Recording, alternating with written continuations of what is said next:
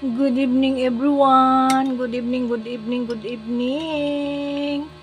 It's around 8 o'clock in the evening and I just got home from my work.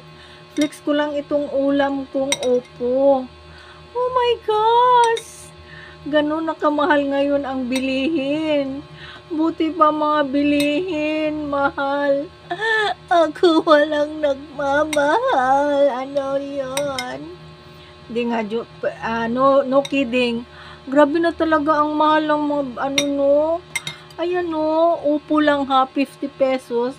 Tapos may tatlong sahog na ano, na buto-buto. 50 pesos. Kaso no choice ako. Tamad naman ako magluto na kasi gabi na. Kakauwi ko lang from my work. Kaya no choice tayo. Kaya kahit mahal, bili na lang tayo. Ito na lang ang dinner ko. Tapos, partneran ko na lang siya ng fresh milk. Ayan o.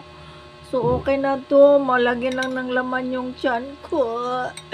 Opo lang muna tayo ngayon kasi tamad na magluto. Ayan. Opo. Opo. Anong ulam mo? Opo.